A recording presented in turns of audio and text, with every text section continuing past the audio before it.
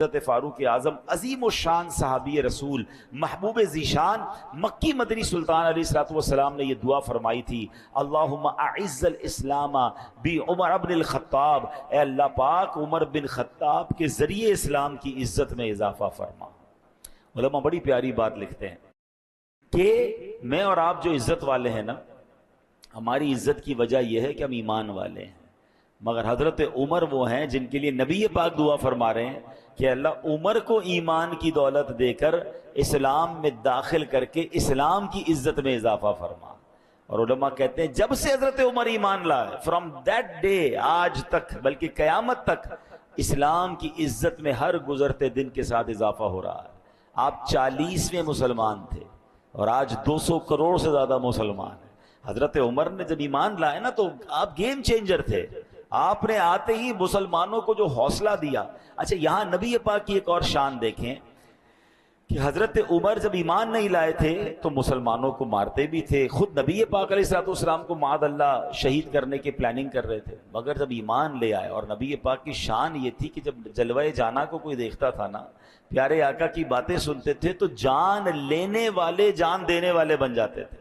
تو حضرت عمر اب نبی پاک ابھی ایمان لائے ہیں، اور ایمان لاتے ہی عرض کرتے ہیں کہ حضور کیا ہم حق پر نہیں ہیں؟ ہم کیوں چھپ کر نماز پڑھتے ہیں؟ ہم کیوں چھپ کر عبادت کرتے ہیں؟ یعنی پہلے نمازیں پڑھنے پر مارا جاتا تھا، حضرت عمر انکریج کر رہے ہیں نبی پاک کو کہ حضور ہم کیوں چھپ کر نماز پڑھیں؟ اور صرف 40 مسلمان ہیں، لیکن سبحان اللہ حضرت عمر کا وہ دبدبا، وہ روب، وہ جرت، وہ بہادری کہ اب نبی پاک سے کہتے ہیں حضور ہم علی اعلان نماز پڑھیں گے۔ اور پھر سبحان اللہ وہ دار ارقم جس میں 40 کے قریب صحابہ ہیں، تو صفا کی پہاڑی کے قریب وہ مکان تھا دار ارقم جہاں یہ مسلمان چھپ کر عبادت کرتے تھے۔ اب تو خیر وہاں پر صفا مروہ کی سفر کرنے کی جگہ بنا دی گئی ہے، لیکن آپ امیجن کریں کہ یہاں گھر ہے اور سامنے کعبہ ہے اور کعبے پر جانے نہیں دے رہے، مگر وہ 40 جب لوگ پورے ہوئے، حضرت عمر نے حوصلہ دیا تو دروازہ کھلتا ہے اور 2 صفیں بنا کر مسلمان باہر نکلتے ہیں۔ ایک صف کی قیادت سیدنا عمر رضی اللہ تعالیٰ عنہ کر رہے ہیں اور ایک صف کی قیادت حضرت حمزہ رضی اللہ تعالیٰ عنہ کر رہے ہیں، اور جب یہ دونوں جا رہے ہیں سبحان اللہ تو کیا منظر ہوگا۔ علل اعلان طواف ہوا اور کفار کھڑے ہیں، ہمت نہیں کر رہے مارنے کی جو روز مارتے تھے، اور حضرت عمر کا وہ تاریخی جملہ تھا، ہاتھ میں تلوار تھی، اور فرماتے ہیں کہ آج کسی کو اگر اپنی بیوی بیوہ کروانی ہو، اپنے بچے یتیم کروانے ہو تو میرے سامنے آ جائے۔ کوئی سامنے نہ آیا، اور فرام دیٹ ڈے مسلمانوں نے عزت کے ساتھ اور شان و شوکت کے ساتھ اور حوصلے کے ساتھ عبادت کرنا شروع کی۔ تو یہ حضرت عمر تھے جنہوں نے جناب ایمان قبول کرتے ہی مسلمانوں کا گویا لائف اسٹائل ہی چینج کر دیا۔ سبحان اللہ، حضرت عمر رضی اللہ تعالیٰ عنہ کو اسی لیے کیونکہ نبی پاک نے دعا کی تھی اور آپ نے اسلام قبول کیا تو آپ کو مراد رسول بھی کہا جاتا ہے۔ دنیا میں آپ کا نام عمر ہے اور آسمانوں میں آپ کو فاروق کے نام سے پہچانا جاتا ہے۔ آسمانی کتاب تورات شریف میں آپ کا نام یعنی حق بات کہنے والا ہے، انجیل شریف میں آپ کا نام کافی ہے، اور جنت میں آپ کا نام اقدس سراج ہوگا۔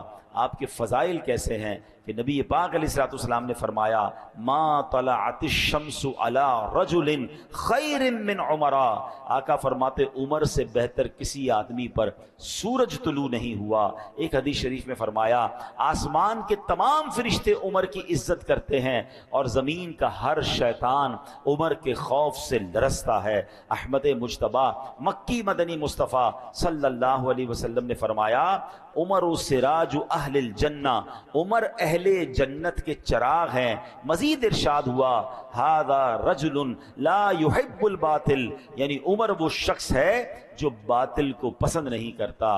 حضرت عمر کی بڑی ایک پیاری دعا تھی، میں چاہتا ہوں ہم بھی یہ دعا کرتے ہیں۔ حضرت عمر دعا کرتے تھے اللہم ارزقنی شہادۃ فی سبیلک واجعل موتی فی بلد رسولک۔ صلی اللہ تعالی علیہ وسلم۔ آپ کی دعا کا مطلب کیا ہے؟ اے اللہ مجھے تیری راہ میں شہادت نصیب فرما اور تیرے نبی کے شہر مدینے میں موت عطا فرما۔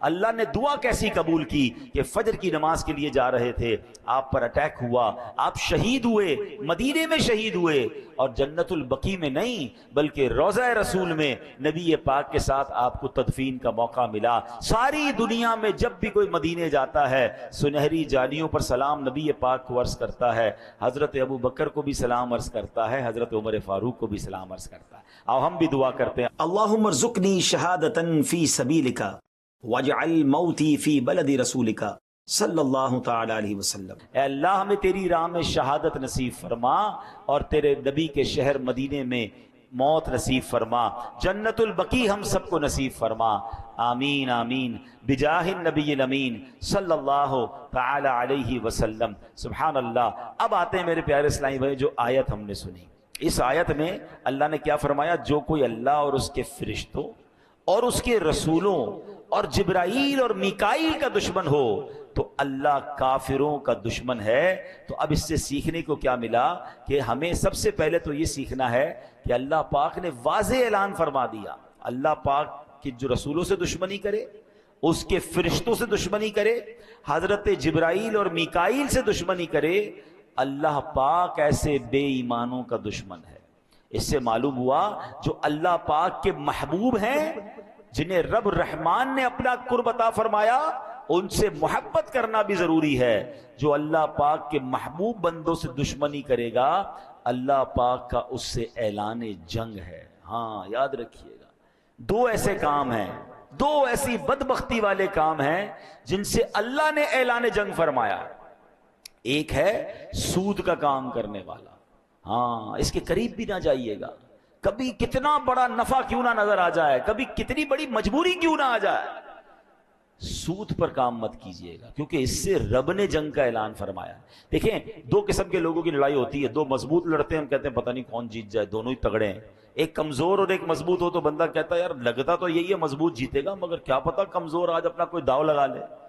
لیکن اللہ سے جب جس کی جنگ ہے اس میں تو 100% یقین ہے نا کہ سامنے والے نے برباد ہی ہونا ہے۔ میرے رب کی قدرت کا عالم یہ ہے کہ اللہ سے بہت سارے لوگوں نے جنگ کرنے کی کوشش کی۔ اللہ اچھا دو قسم کے لوگ کون ہیں؟ ایک سود کا کام کرنے والا، ایک اللہ کے پیاروں سے، اللہ کے ولیوں سے دشمنی کرنے والا۔ تو جس نے اللہ کے ولیوں سے دشمنی کی اللہ نے اس سے بھی اعلان جنگ فرمایا۔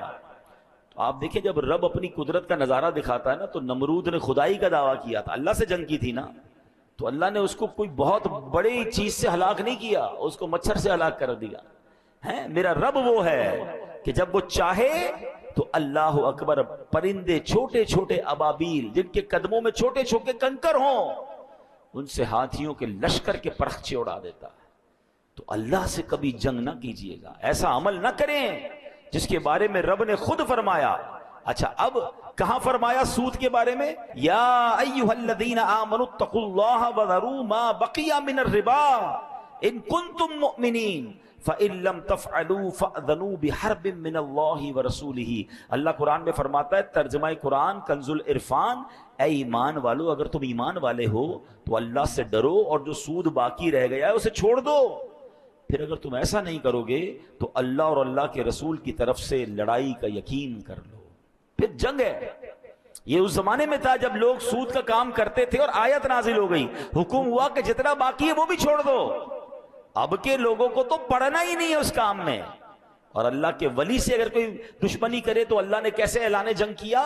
یہ بخاری شریف کی حدیث سنیں، حدیث قدسی ہے، اللہ فرماتا ہے من عادى لی ولیا فقد آذنتہ بالحرب، یعنی جو میرے کسی دوست سے دشمنی کرے میں اسے اعلان جنگ دیتا ہوں۔ تو کبھی بھی اللہ والوں سے نہیں لڑنا۔ اچھا اب سود تو بڑا کلیئر ہے نا کہ بھائی کاروبار میں ہے یا کسی کو قرض دیتے ہوئے کوئی سود لے رہا ہوتا ہے، سود کما رہا ہوتا ہے، وہ تو فوراً چھوڑ دیں۔ لیکن اللہ کے ولی سے، اللہ کے پیاروں سے دشمنی، یہ تھوڑا سا ٹپیکل معاملہ ہے، کیونکہ ہمیں کیا پتا اللہ کا کون کون پیارا ہے۔ بہت سارے پیارے تو مزارات میں چلے گئے، مگر کیا اب اللہ کے پیارے اس دنیا میں نہیں ہیں؟ کیا اولیاء کرام نہیں ہیں؟ اللہ اکبر۔ یہ یاد رکھنا ہوگا کہ اللہ نے اپنے ولیوں کو اپنے بندوں میں چھپا کے رکھا ہے۔ ہمیں نہیں پتا کہ ہمارے ساتھ نماز پڑھنے والا، برابر بیٹھنے والا، ہو سکتا ہے ہمارا ہی ملازم ہو اور اللہ کی بارگاہ میں اس کا کوئی بڑا مرتبہ ہو. تو اس کا مطلب یہ ہے کہ ہمیں سب سے پیار سے بات کرنی ہے. بلکہ حدیثوں میں تو ایسے الفاظ ملتے ہیں کہ کچھ لوگ ہوتے ہیں جن کے پرا گندا بال ہوتے ہیں، میلے کچیلے کپڑے ہوتے ہیں، جن کو کوئی اپنی محفل میں نہیں بلاتا، وہ نہ آئے تو کوئی نوٹس نہیں کرتا، مگر اللہ کی بارگاہ میں ان کا وہ مقام ہوتا ہے کہ اگر وہ قسم اٹھا لے کسی بات پر تو اللہ ان کی قسم کو پورا فرما دیتا ہے. ہمیں ایسے لوگوں سے زیادہ ڈرنا چاہیے جن کو کوئی نہ پوچھے نا کہ یار یہ تو بڑا عجیب سے کپڑے ہیں، میلے کچیلے ہیں، کوئی پرسنالٹی بھی نہیں ہے، کوئی بلا بھی نہیں رہا. کیا معلوم اللہ کی بارگاہ میں اس کا کیا مرتبہ ہے. تو آلویز سب کے ساتھ پیار سے، عزت سے، اس ڈر سے رہے کہ اگر اس کا مرتبہ اللہ کی بارگاہ میں بڑا ہوا اور میں نے اس کو ناراض کر دیا تو رب نے اعلان جنگ فرمایا. اور ایسا ہوتا ہے، ہمیں پتہ بھی نہیں چلتا. اچانک کاروبار تباہ ہو جاتا ہے، اچانک لائف خراب ہو جاتی ہے، اچانک بیماریاں آ جاتی ہیں، فیملی ڈسٹرب ہو جاتی ہے. چیک کیجئے کسی کا دل تو نہیں دکھا دیا، ہاں کسی کے ساتھ زیادتی تو نہیں کر دی.